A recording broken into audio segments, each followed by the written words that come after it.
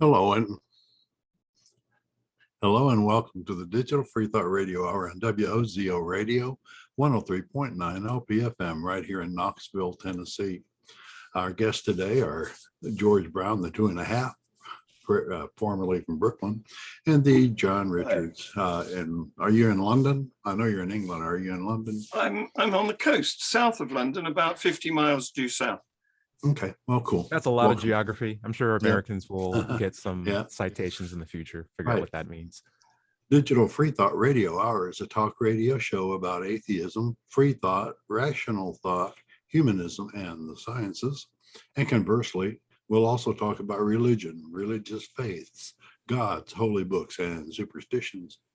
If you think you're the only non-believer in your town, well, you're just not.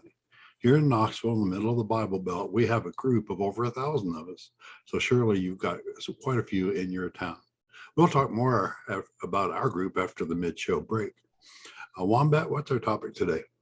Are atheists better Christians than Christians? Which I think is very interesting. Though I think before we go into a topic, I want to do a quick roundtable. John Richards, I love all that water you're drinking. We should give you a medal for it. We'll call it a water medal. This is not water. This is water. That's so scary when you said it. It's water. It's vodka. Water. It's water. That's right. You got it. It's water, lad. It's water. You just drink it. That's it. All right. Anyway, John Richards, how have you been? Everything's fine here, thank you. And I've got even more schemes that I can get going in the next. Atheists with schemes. That's not a thing that you ever hear the two in tandem together. We have no schemes. We have anti-schemes. We have no schemes. We have anti-schemes. Very good. Larry Richards, how have you been, my friend? Larry Richards? I'm sorry. Larry Rhodes. Larry Rhodes. I said, I just got my glasses, but they're still a little dirty. What's going on? Yeah, no, I'm fine. Just working. I've worked day to day nowadays at home, from home. I'm a data analyst. Yeah, are you enjoying that grind again? Yeah, pretty much. It's like the perfect job. I sit at my computer. I work on anti-money laundering issues, and nobody bothers me. So it's like the perfect job. Okay. So and playing games, computer games. I'm still right in the middle of Skyrim, and thoroughly enjoying it on the Quest 2. Help me out now. Let's see how deep in the rabbit hole we can get real quick. What's your race in Skyrim? I'm an elf, a dark elf. You're a dark elf. Okay, yeah. Male or female, if I can quickly ask? Oh, male. I'm a mage, fire mage. And what's the major quest that you've completed? Are you completing all of them, or are you specifically choosing? I'm going to be the I'm wanting to get to. I'm a level 21, almost to 22, and I'm wanting to get to the vampire enclave. So I also can become a vampire. I've done that before. Become a vampire? Yeah. Oh, it's very powerful. And, very cool.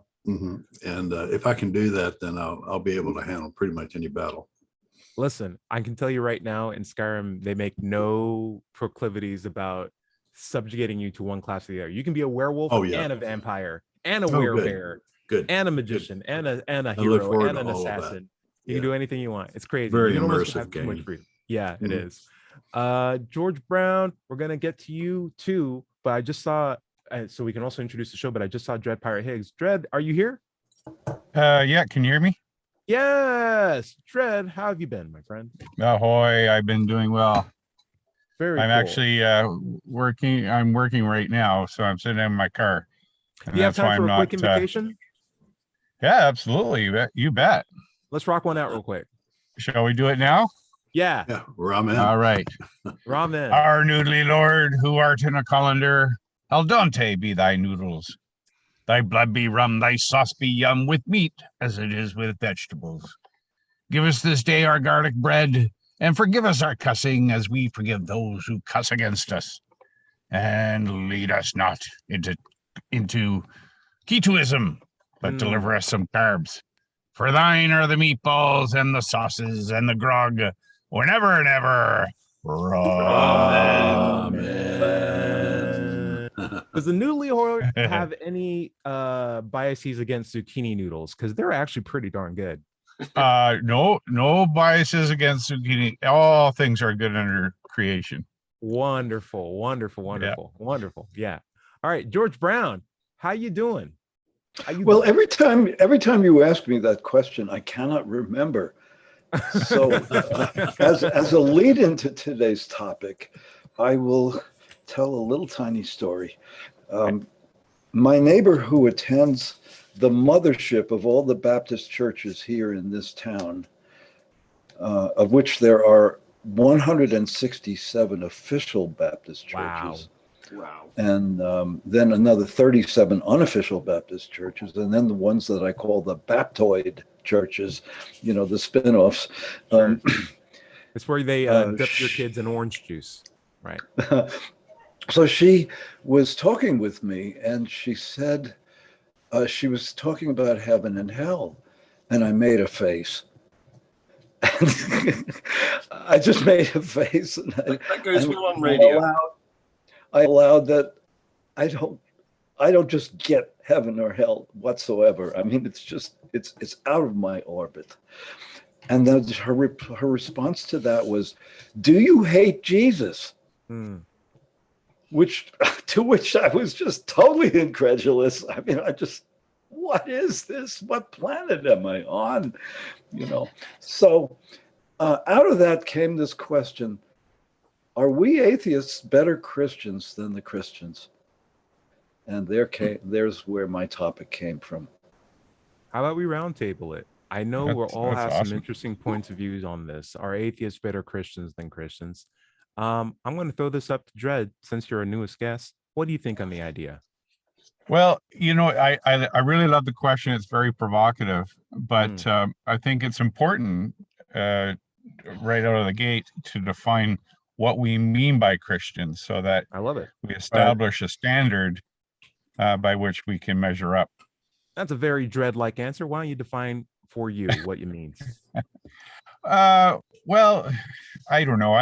I guess there's the idea of doing good in the world and loving all people and all that kind of stuff is probably a very, sort of nebulous way of tracking what Christianity, what a Christian ideally is. But as an individual, I wouldn't say that I'm a Christian, because I certainly don't love everyone. Just because I certainly don't turn the other cheek at every occasion just because. Right. There's rotten apples in that barrel. Yeah. So, I guess everybody has a different idea of what being a true Christian is. It's like being a true Scotsman, right? Right. So what does it mean to you? Like, if you don't know, that's totally fine. But like, in your opinion, based on the definition that you have for Christian, just for you, do you think as a Pastafarian, as a humanist, you more closely align with your ideals and practice than a Christian by your definition? Well, I would believe so, and I think that's partly because Pastafarians are self-defined. Interesting. So, okay, get more objective. Okay, Larry, not Richards, Rhodes. Open quotation point, doubter 5, close quotation point. Now I can see it clearly, my friend. Listen, Larry, what do you think? Are atheists better Christians than Christians? Well, to me, Christians are as Christians do. And, and that's the problem. Most of the Christians that we see, as a famous guy with suspenders also said in a movie. Did he? Anyway, for example, the KKK is a Christian organization. Right. Christians claim to practice unconditional love for their fellow man, but when it comes right down to it, we find that many, and I'm not saying all, but quite a few of the most vocal public Christians that we encounter, like politicians, preachers, etc., who wear their Christianity on their sleeve, turn out to be more homophobic or racist or sexist. And I'd like to say that, no, we're not more Christian than them. And I'm proud of that. However, if we're talking about the claims of Christianity, unconditional love for a fellow man, I think we come closer to the mark than they do. Okay. Very well said. I can't even top that. John Richards, your thoughts on this? Are atheists better Christians than Christians? Well, the guys who've already spoken are absolutely right. First of all, we don't know what is meant by being Christian. Right. There's so many different flavors of Christianity, and some of them are quite weird. I mean, there's Christian scientists who do not permit medication.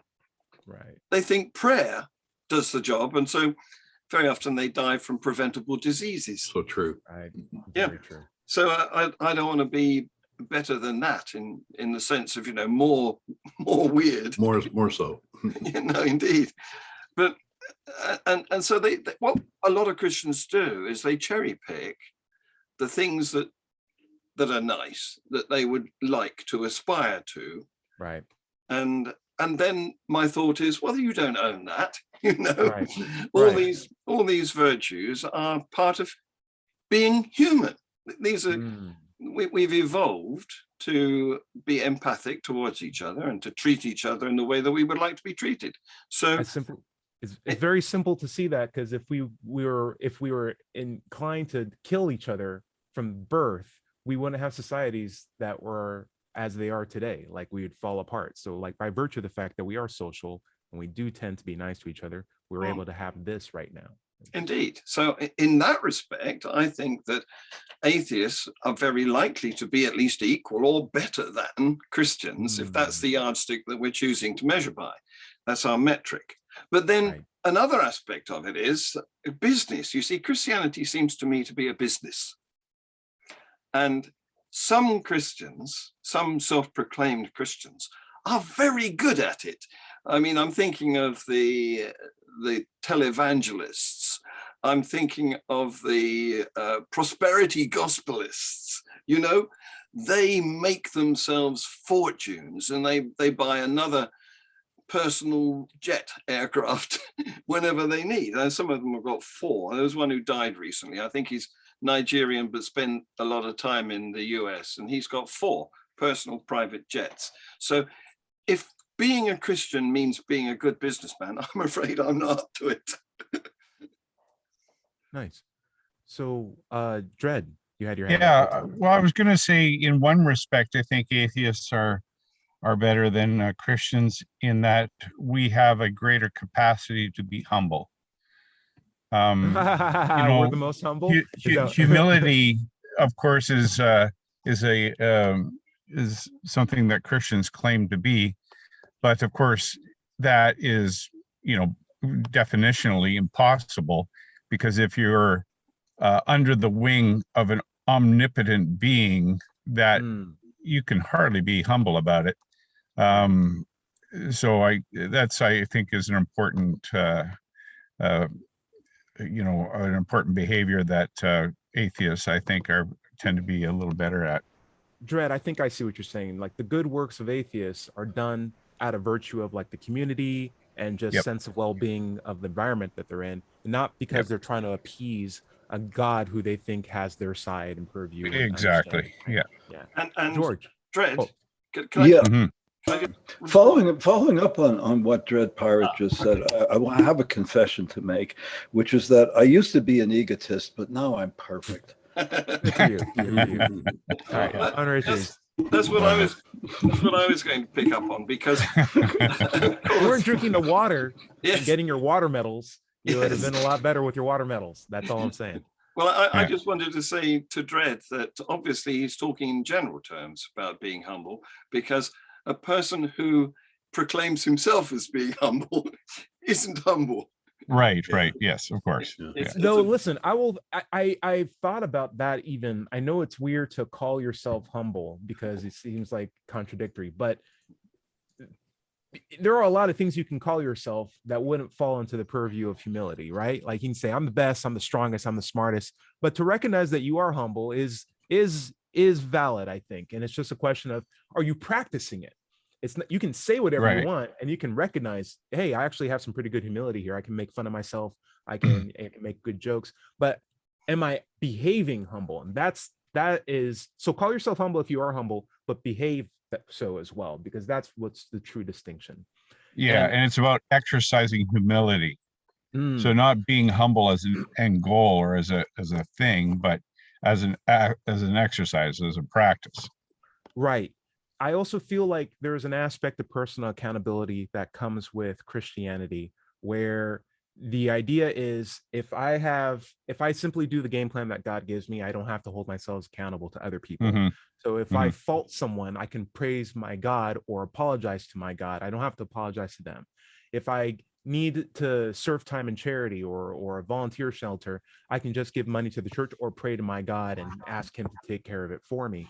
Like there are a lot of scenarios where by agency of appeasing to the supernatural, you get the same feeling that you are helping out your community, but you're actually doing nothing, because all the prayers in the world won't, fill coffers of a charity organization. Like all the prayers in the world won't make sick people healthy again. In fact, prayer, as Larry would easily point out, can actually put more pressure on someone who's being prayed for to get healthy and actually make them get more sick over time. We've demonstrated that study was a very good demonstration of that. Yeah, it was classic by MIT. So I would also say this, in the virtue of, do I feel like I'm a better Christian than Christians? Yeah, it does depend on the definition, but I also have the same confidence that I don't think Christians own any of the good virtues that they espouse or claim to have. And even if they did, I feel like it's so tainted by the fact that they have this unquestionably unmoral God, controlling all of those virtues, that I wouldn't even want to appease that being by following his rulings. So I am proud, in my sense, to not be a Christian, and I'm proud to be a worse Christian than Christians. And I'll also throw this out too. I think today Christians are worse Christians than Christians, particularly like 10 years ago, 20 years ago, 100 years ago, because as we become more of an interconnected society, we realize that people are different, which is not something that Christianity was ever particularly suited well for. We understand that people have different needs, that there's different ways of communication, that empathy needs to exist, that tolerance, compromises, all of these things are valuable things in a healthy society. And this dogmatic standpoint of us versus them doesn't evolve to the standard that we're living at now. And because of that, the Christians that we have now, even if you look in the congregations, are well integrated. They have females on the staff. They sometimes support at pride parades. Larry and I were at one, and there was like group parading in front of us, and we're like, what the hell are these guys doing here? You should be the people with the signs on the sides of the roads being like, you guys are going to hell, because at least they're citing the holy books, but like you have them on both sides now. If anything, Christians today are worse Christians now than they ever have been. Or wafflers. I think it's for the better.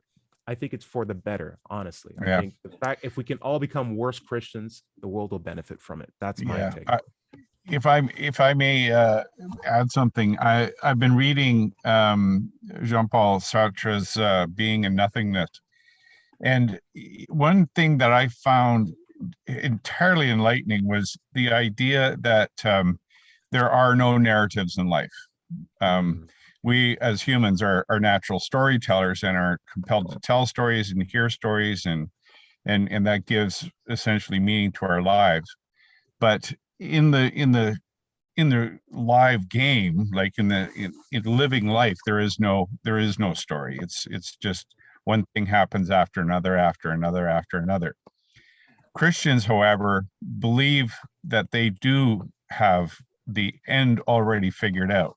Right. And so they've essentially constructed a narrative, and that is the guide for their life, that the conclusion of their life is already determined, and so that they don't live life authentically, in accordance with what Jean-Paul was saying, and that it's acting in bad faith. It's pretending to be something in order to achieve the conclusion you've already come up with for your life, as opposed to living authentically, which is being. And I've just found this just completely fascinating and enlightening. Larry, what was your thoughts on it? You mentioned a little while ago that the motivation is a great tell on these things. Like you mentioned, they do good to aggrandize God, not necessarily for doing good per se. Right. But there's also the fear of punishment. avoiding hell, doing good in order to appease the God and avoid hell. And one thing I'd like to point out is that when they do that, it's not morality, it's obedience. Right. Morality is something quite different. It's knowing the best thing to do for a particular situation. And it's something that you carry within you. It's something that you determine at the time that a crisis arises, not just situational. Following a list of rules. Right. It's the equivalent of it is if you go into a really bad apartment. I've lived in bad apartments too. But if you shine a flashlight in a kitchen and the cockroaches skitter away, they're avoiding punishment. That is not morality. That's animals trying to avoid trouble. And when a Christian does something only because they have a fear of going to hell or they fear of suffering the wrath of God, that is no different than shining a flashlight on a cockroach and watching it skitter out. It's not morality. It's obedience, or it's just actions through fear. It's reactionary.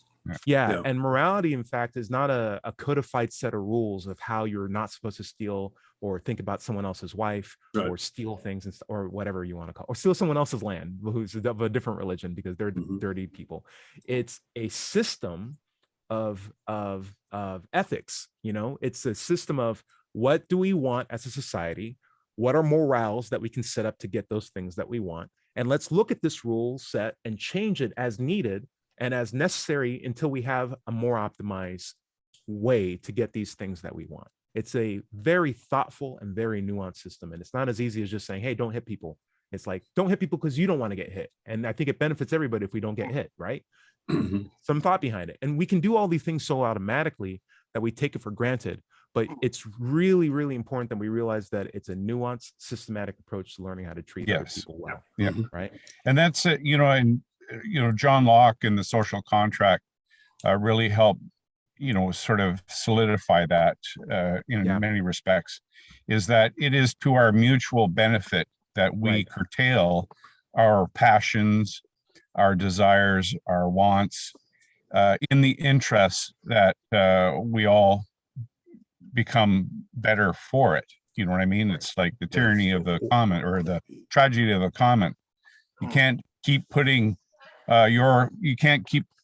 more cows on the common field, because if everyone does that, well, you have a lot of cows and no field, right? Right. So I think and this is where I think it went very badly in the Canada protests there. The trucker convoy and all that kind of stuff, where everyone's declaring, the right to freedom, and that's what Canada stands for, and blah, blah, blah, and let's blockade. But their very actions and activities were doing the things that they were protesting against. Yes. They were blocking other people's freedoms. They were, injuring the economy, and all in the interest of proclaiming the freedom to have a free economy and to protest, which is, very, very contradictory. Larry. And very self-defeating, right? So very self-defeating. So yeah, I'd just like to go off on what he was saying about don't do the things that you want to do. Don't do the things that make you feel good if it harms other people. Right. Because there's no reason not to do the things that you want to do, the things that make you feel good, the things you enjoy, if they're not harming you or society or anybody else. Now, to say I'm not going to do this thing because it harms or offends an invisible deity or an invisible personage that that's sitting off to the side and may or may not exist, that's no grounds to curtail your own enjoyment of life. Right. So, like not eating pig. Right. Or being a homosexual if that's the way you're born. Exactly. Or even asexual. Who cares? Or I want to eat my bacon, man. Fornicating, as it were. Yeah. Fornication offends God. Well, if there's no God, there's no offense. So bizarre that he has a stance on that of all things. Right. Like, what else are you going to do in the desert, right? Exactly. Why are you telling people And that? it's such a double standard because a man can do it, but a woman Where do you go to can't. the desert for if it's not to fornicate, right? Right? Like, why make that a bad thing? And bacon, what is this religion, guys? What are we doing here? I want to throw this out too. Just a fine point on the point that Larry was making. It's not just doing things that benefit us the most. It's also reducing harm, but more importantly, needless harm, right? Because doctors can make incisions and that's harmful to an extent. But the overall benefit is that you'll get more health from the work that they do. But it's the needless harm. It's just people stabbing people with scalpels on the sidewalk. Like, you wouldn't want that, right? You wouldn't want people to needlessly die like how they are in Ukraine right now. Like, whatever we can do to reduce needless harm is like the true benefit of a optimal society, right? And there might be people who do workouts where their muscles get bigger and they're tearing the muscle fibers. They want to do that and they have a purpose for it, but don't go out and like rip people's arms off. Like, that's needless. We don't need to do that. We can do whatever we can to reduce it. I also want to talk... Oh, sorry, go on, Jed. No, I was just going to say that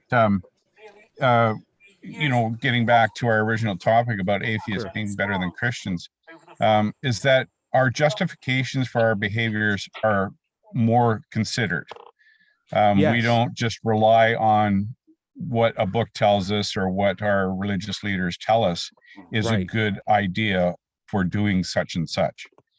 We have to think about these things as atheists or as pastafarians, and that brings it closer to us as being responsible for the outcomes of our actions and our thoughts and our behaviors.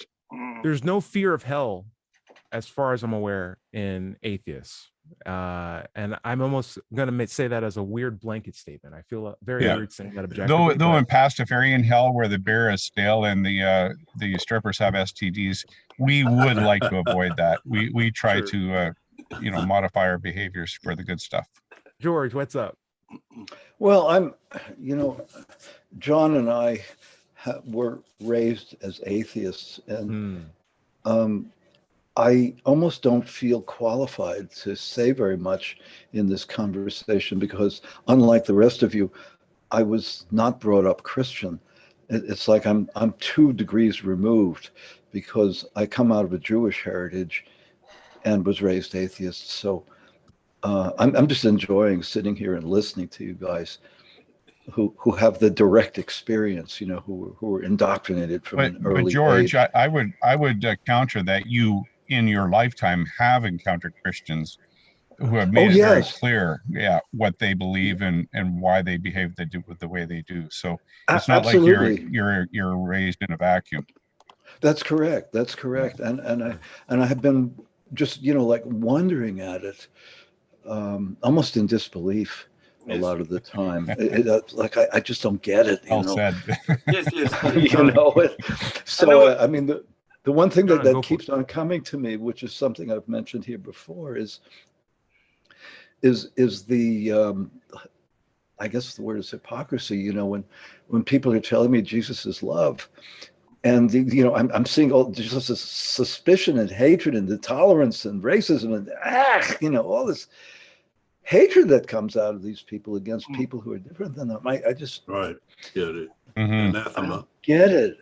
But I do get it because I've been doing a lot of armchair psychology study, and I've come across some very interesting things that pertain to the prevailing culture around me where I live. Not just where you live, George. We're at the bottom of the hour. Let's see if we can get back to this topic right after our break. Please stay tuned here for the second half of the Digital Freethought Radio Hour on WOZO Radio 103.9 LPFM here in Knoxville, Tennessee. We'll be right back after this short break. Yeah, I really mean it. I'm fascinated by hearing what you guys are saying. And then John Richards, I know you had a couple of comments. Yeah, I've got a list of comments now. You guys ready to jump back in? We can jump back in if there's been so much said that I want to react to. Okay, we ready? All right, you guys ready? All right, then let's do it. Recording in 5, 4, 3, 2. Welcome back to the second half of the Digital Freethought Radio Hour. I'm Dr. Five, and we're on WOZO Radio 103.9 LPFM right here in Knoxville, Tennessee. Let's take a moment to talk about the Atheist Society of Knoxville. ASK was founded in 2002, so we're in our 20th year. We have over 1,000 members, and we have weekly in-person meetings in Knoxville's Old City at Barley's Tap Room and Pizzeria. Look for us inside at the high top tables in the center of the establishment. And on a pretty day, you can find us out on the deck or split between the two. We're usually the loudest and happiest group there. We also have Tuesday evening Zoom meetups. If you'd like to join us there, email us at askanatheist@knoxvilleatheist.org or let's chat se@gmail.com for the link to join us. You'll also find us on Facebook, meetup.com, or knoxvilleatheist.org, which is our website, or just Google Knoxville Atheist and you'll find us. By the way, if you don't live in Knoxville, you should still go to Meetup and look for an atheist group in your town. Don't find one? Start one. Right. Wombat, where were we? As it were. So just some quick listener comments. I Love Avatar says, I love FSM. I imagine that stands for Flying Spaghetti Monster. Data Strader, Thank you again for all the comments. We also have, I got a lot of comments on some older SE videos and I'm trying to like filter them out just a little bit. As an atheist, I also love this show. Great, solid production values. I remember when you guys were only on WinApp. Thank you, Anonymous. And then Matthew T also says, helpful video. I appreciate the discussion. Thank you guys so much for all your comments. Feel free to leave more and we'll go right back into the topic. John Richards, we left you with some hanging points. What's up? Well, a lot has gone under the water, gone under the bridge. Water has gone under the bridge. Okay. Water under the bridge. Got it. Yeah. You've been raising a lot of topics that I want to react to. So I don't know where to start really, but I'm not going to let the fact that I wasn't indoctrinated stop me from commenting. Sorry, Right. George. Good point. Good Sorry, point. George. But Yep. I've got opinions. I'm going to broadcast them.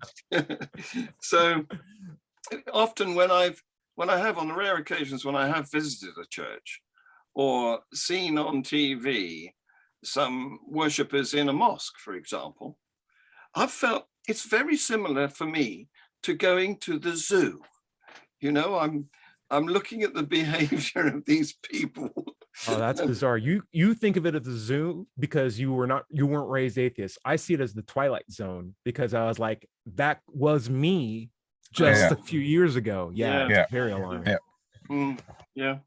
Well, I don't envy you that, Ty, I'm afraid. Yeah. So a couple of other things. Ukraine was mentioned, and of course, Patriarch Kirill, who is the leader of the Russian branch of the Russian Orthodox Church, he has characterized the war as a holy war, effectively, because it's purging gay pride events, which he claims are going on in Ukraine. And so it's against homosexual sin. This is what Putin's war is doing. It's saving us from homosexual sin. Right. Yeah, it's very bizarre. Yeah, absolutely. And the other thing is that we started out by saying we don't know what being Christian is. So it's difficult to decide whether we are better Christians than Christians are. But let's take an example. If being Christian means following the commandments, that's a reasonable assumption. They're rubbish anyway. I mean, the first 5 of them are just about glorifying the religion. We don't and get the other 350 aren't that good either. I'm gonna be honest with you. They're pretty bad across the board. So, I'm sure I could construct a better list of commandments, and there'd probably only be 3. and that might make me a better Christian than a Christian. I have no idea what that means. But the thing is that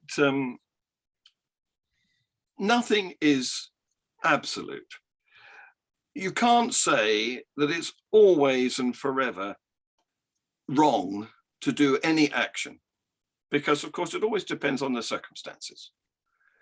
And so all actions are contingent rather than Yes. necessary or essential. Mhm. And so you've got to take into account each individual incident and make a judgment based on that rather than some blanket rule. I love it. Yep. Cool. I want to also throw out something on comment from the first half of the show with John Paul Satter, referring to there is no narrative.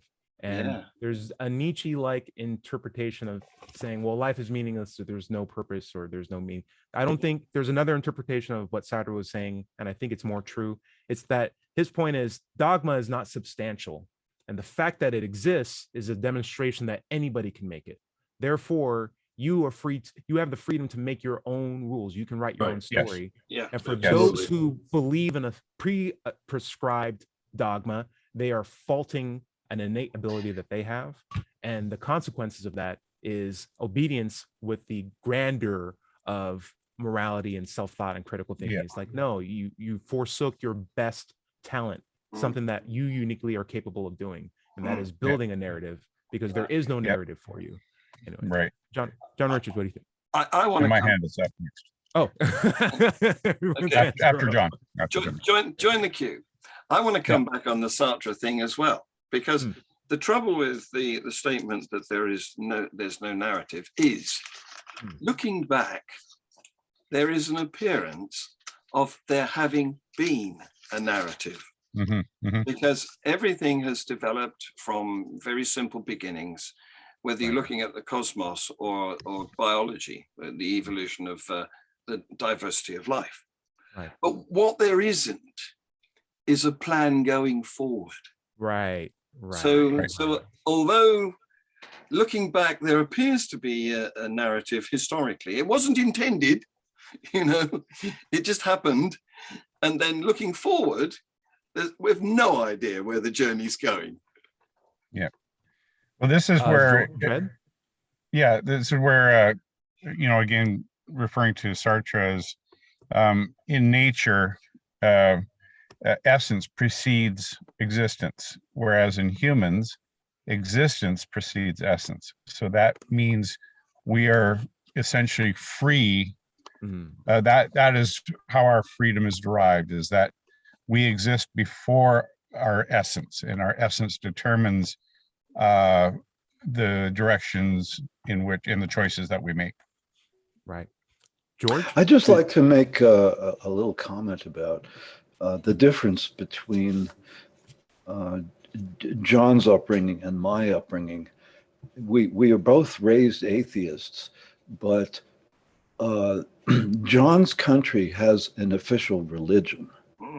My country does not have an official religion. Not only that, but I come from New York City, which was founded for money. I mean, it was a commercial colony of Holland. I forget, the Dutch East India Company or some Dutch West India Company, whatever. The famous governor of New York, in fact, Peter Stuyvesant, was simply a middle-level corporate manager. And when the British and the Dutch decided to trade some territories, he just went off to some other colony and managed that. So New York just has continued that way. There is no official religion in New York City. It simply has more Catholics than anything else. So we have a different context, you and I, John. Yeah, we do. But I'd like to make a difference between theory and practice. We have theoretically an established church. In practice, no, we don't. Right. I know, and that's such an interesting. That's such an interesting thing, because the most extreme countries in Europe that I can think of, the most Catholic in the past, let's say, I'm going to fantasize that these would be France and Italy, and I left out somebody, I can't remember who it is, they've flipped in the opposite direction, I think. So they have an official religion in a way, but like you said, John, it's like the the action on the ground is exactly the opposite. Yes. Right. And we're here in the United States, meanwhile, we're stuck with the worst of it. Yes. Let's go to Larry. Yes, I was just going to say that whether you were raised in the Christian religion or not, because of Christian outreach, which is a lot and perpetually ongoing, few of us are untouched by it. They are incorporated in many laws, both local and federal, which we have to obey. Yes, and I was going to essentially expound on that, is that while no one would openly declare in Canada, like you don't hear often anyone say that Canada has a state religion. It is a de facto state religion, and because the laws, religiosity to a certain extent is ensconced in the laws of the land. That's certainly something that Pastorarians struggle against when they're just dealing with people that essentially are either intolerant or bigoted towards non sort of traditional religious ideas or organizations. If you walk to so say I were to walk into the driver's licensing bureau with a turban. Let's say that happened. Yeah. Okay. Say that happened next week when I go to get my picture taken with a turban. Right. What do you think is going to happen? And this is all based on it's going to be based on the color of my skin or my ethnic origin. And they'll say, well, we don't believe you. Well, prove it. That will be my claim, because that's how frustrated I've been getting with all this. Right. You're operating on some sort of litmus test that determines whether or not you genuinely behold a religious belief, which isn't what the government should be doing.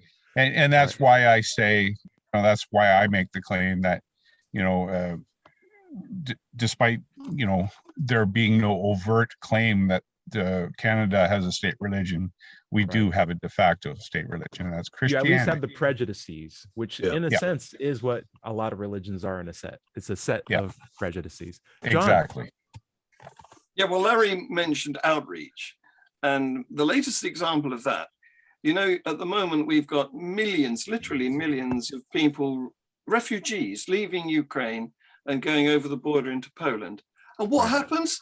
They get met by American Christian missionaries proclaiming that you've got to access. Speaking of cockroaches, right? Speaking of you've got to love Jesus, and then your life will be better. And it's almost, oh my gosh, that makes me upset. It's almost like crack dealers hanging out outside of a rehab center and watching people walk out with a completion certificate, being like, listen, I got a deal for you. Listen, I'll give you first one's free. First one's free. And these are mothers with their babies in their arms whose home has just been bombed. Right. And no context whatsoever, aside from just, and for their sake, they're not even doing it for the refugee. They're doing it so they can win points with St. Peter, whoever is letting people in at the Golden Gates. And then they'd be, hey, I did save those refugees. And they go back home, they share their either their selfies or their religious selfies, which is them praying to God, being like, look at all this good stuff I did for you. It's really important. I did want to bring this up. So George, I think you had the best comment. Sorry, George, I have opinions. John Richard's opinion. John, I think you had the best comment. But you also brought up the idea of Christianity sort of being like a zoo for people who've not been indoctrinated growing up. And I brought up the contrast where if you had grown up, it's like an episode of The Twilight Zone. An episode being where you go to the zoo, you see an elephant, you're not an elephant. You're there to just see some elephants. Great. You see a giraffe. Great. Then you see you at 20, right? And maybe it's everybody else looking at you and they're like, oh, look at him. He's praying. And you're like, oh, everybody's looking at me. That's kind of bizarre.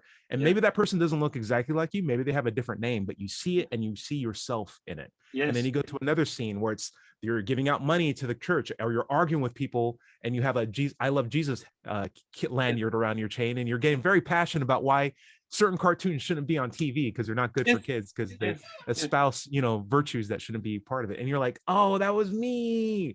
I feel really uncomfortable about this. That's what life is like sometimes for people who've had the trauma of being indoctrinated, free themselves from it, and have to live in a world where it's like, I easily could be you if I didn't ask myself a series of questions and was honest with myself. Yeah. And it's a struggle to lose that fear, and it's a struggle to learn how to think critically. It's not easy, but oftentimes the things that are convenient for you aren't the best for you or have your best interests. Yeah. And I find a deep convenience with Christianity and religion as a whole. What's happened, Ty, is you've escaped. You're an animal that's got out of the zoo.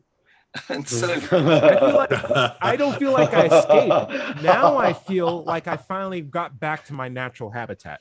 I feel like someone went to Africa, pulled out a zebra and dropped him off in the middle of New York to put like on a platform, and he learned how to dance and juggle on a beach balloon, and then finally he figured out his way Madagascar style, or Madagascar too, because that's one way to go back to Africa. When it goes back to the wild, he's like, oh my gosh, guys, I never want to see a clown again. Show me where the lions are. So if it's any consolation, I won't be coming back to gawp at you in your zoo anymore. Yeah. So, well, I was just wondering, do we do a better job at simply laughing at ourselves? And is there some good that we get out of it? I think so. And there again, it's humility, right? Humility is being able to sort of chuckle at yourself and not take yourself so seriously. Exactly. A lot of paths for atheism in America is realizing you were wrong about something. And I think that's a huge aspect to it. Yeah. And so I think that is a humility component. It is humility in practice, right? Yeah. I'm voting for that. My thumbs up. I'm so humble. And again, you can call yourself humble. There's nothing wrong with it. It's something you demonstrate with practice, and you can just put a label on it. I wanted to mention a weird point about our Moscow dictator in chief. There is in fact a war on religious bias. There is a war from his perspective on gender policies, and I think recently, I think this was as early as last Friday, Putin was in a press conference where he was saying, the other countries of the world have tried to cancel Russia, just like J.K. Rowling was canceled for her views that she espoused on Twitter. And then J.K. Rowling was like, I don't need a Russian dictator to say I'm on his side. Let me clear this out. Yeah, right. John, not to put you on the spot, but as a resident UK, are you familiar with that story? It doesn't ring a big bell at the moment. Okay. I thought it was a funny thing in two aspects. One, that J.K. Rowling's like, geez, I really do need to change my opinions on certain things. Putin's trying to be like, yeah, and she's with us. And then the second thing. It's come to me now. Yeah, she's been very badly treated by the woke crowd, and she's amused, I think, that now they're trying to push her into the same category as Putin. And then the second thing is gender politics being a thing that would be uttered by a person who's at war with another country as a justified reason, straight-faced justified reason to actually invade. It's like, well, they have gender policies that I don't agree with. And that's why we're launching these hypersonic missiles at their residencies and schools and hospitals and suburban areas. It's like, whoa, if there was ever like a crazy lack of judgment by official. Isn't it really just a carry forward of Trump's sort of reasoning? I mean, it's just craziness, isn't it? I mean, he would just say things and just expect people to believe them, and Putin's just taking his form and carrying it on, it seems like. Right. And well, I think they're both two peas in the same pod. I would agree for sure. But it's an interesting phenomenon, Dread Pirate. I think I've wondered about this for a long time. Is that why a man can tell something which is such an obvious lie, and then everybody just believes it? I'm puzzled by this. Yes, absolutely. I also want to throw this out too. If you had let's keep it simple. We've had Trump, who was parading in front of a church with a Bible upside down, right? Yes, right. And we could say to ourselves, that's probably not a guy who really even understands the religious tendencies or the intricacies of that book, and is actually a horrible, in terms of treating other people person as well as policies as well. But then you also have Biden, who very, very ardently does believe in Catholicism. Yeah. And yet you also have a guy who supports abortion rights for women and does things that Catholic Church, gay privileges, things that the Catholic Church is very staunchly against. And so this is a guy who genuinely does believe in that God, yet when he's in a capacity where he's basically an authoritarian or a position of power, is amenable to the idea that he's overseeing a very diverse population and making efforts to support, policies that basically reduce needless harm and not just advance his own goals.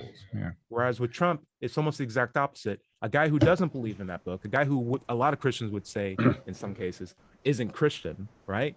But yet is actually doing some meaningful harm to minority groups, people who don't have as much privilege as him, and lasting damage to the point where you see mobs of people rushing through the Capitol building, killing police officers. Right. Go ahead.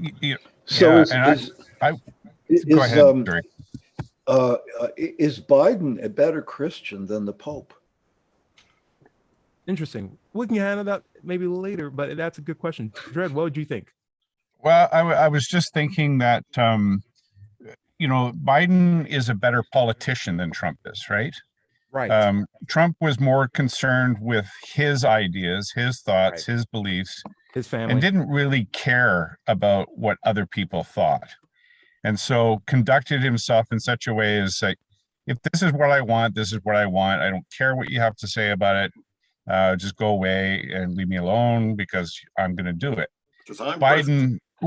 Biden has clearly a set of core beliefs, but must be amenable because he's a politician. In order to be a successful politician, he must amend or be amenable to the interests and the desires of the body politic, right? And if we looked at that, which one's behaving more godly? Because Trump very much has the idea of my way or the highway, and if not, I'm going to mow you down. And that is very much the Christian God's modus of operandi throughout the entirety of the Bible. Whereas God never supplicates to the idea of what his disciples or his followers want. And that is exactly what Biden is doing. And we can see the benefit of it compared to an absolute dogmatic, crazy authoritarian. And then the worst case. So on that, I say Trump is a better Christian. Can I just clear something up here? John Richards, what's up? Did Trump really hold the Bible upside down, or was that? Oh yeah, it's some pictures. Yeah, Getty images. It wasn't a Photoshop. No, it's unfortunate. Well, you know what that means? Holding the cross upside down. He's the Antichrist. Oh, there's always a narrative. There's always a sneaky narrative. Anyway, we're getting closer to the bottom or getting ready to wrap up the show. George, did you have final thoughts? Do you feel like your questions on whether atheists are better Christians than Christians has been properly discussed? I'm not sure, but I have enjoyed the interplay between you guys very much. Cool. It was a riveting conversation. John Richards, where can we find your stuff at? Freethought Productions channel. And I've now got a producer. So nice. In the future, it's Swedish Steve who's come on board and it is performing fantastically. So it means I can focus on my guest and have a decent conversation without having to try to do multitasking. Right. Yeah. I can tell you, doing one-man video production and interviewing is actually very complicated. And the fact that someone's handling it on their own just makes things so much more interesting for you to stay focused. Could you imagine if late night TV, the guy who's doing the interviews with like Charlize Theron and stuff is like flipping the switches on the cameras at the same time too? Yes. It's like it's very good to have someone just manage that for you. Yeah, that's what you have to try to do. But I'd like to flag up the fact that I'm starting a new show next week, which is Global Atheist News Review. So unlike Global Atheist News itself, which is meant to be impartial, not have any opinions, but just to report facts, this show, this follow-up show, will have opinionated people, a panel of people who will give their reactions to the items that were in the news that week. Oh, get me on that. We want Dred on that too. Thank you. It'll go out live at British time, 6:30 in the evening. So work that out to, on a Sunday, work that out to whatever it is where you live in your time zones. So Okay. 6 you p.m. also may Sundays. consider this as a third scheme, John Richards. I follow a deaf news channel on YouTube. My mom's hard of hearing, and so it keeps me engaged with like matters that go on with the deaf community. As someone who can hear and like wants to support the deaf community, I can see like, oh, these are the things that they're talking about. These are the things they care about. These are their, people, their topics of choice. But they also have a follow-up show called Deaf Bing, which is BSL isn't the same as ASL, so unfortunately I can't understand exactly what you're saying, but I appreciate it. But the Deaf Bing is like the follow-up show, and then they have Deaf Shorts where it's like clips from their funny outtakes or whatever. They put it up on YouTube Shorts, and it's a great way to just stay reminding that there's great content being produced. Well, here's a good way to do it. You've given me the idea of getting a signer into your show. So if you can put me in touch with, let's start with American Sign Language, somebody who will come on the show, just muted, but to do the necessary translation for the deaf. Interesting. The gesticulations. Yes. Interesting. There's a service that'll do that for you. Anyway, Larry, we are running out of time. We Sorry, Larry. Take this conversation after the show. Anybody else have final words before we go? My stuff is on YouTube on my channel, Mind Pirate, MINDPYRATE. As much as possible, I try to stream this live on Sundays which is now 7 a.m. Thank goodness, it looks like the daylight saving time thing is coming to an end. We shouldn't have it next year, so I'm looking forward to that. Check me out if you like my stuff. If you like my stuff, click and subscribe. Thank you. Cool. Larry, take us out. Okay, my content can be found at digitalfreethought.com. Be sure to click on the blog button for a radio show archives, atheist songs, many articles on the subject. My YouTube channel can be found by searching for Doubter 5 or Larry Rhodes. And of course, my book is available on Amazon, Atheism, What's It All About? Thank you for joining us on the Digital Freethought Radio Hour. If you're watching this on YouTube, be sure to like and subscribe. Remember, everybody is going to somebody else's hell. That's right. And the time to worry about it is when they prove that heavens and hells and souls are real. Until then, don't sweat it. Enjoy your life. And we'll see you next week.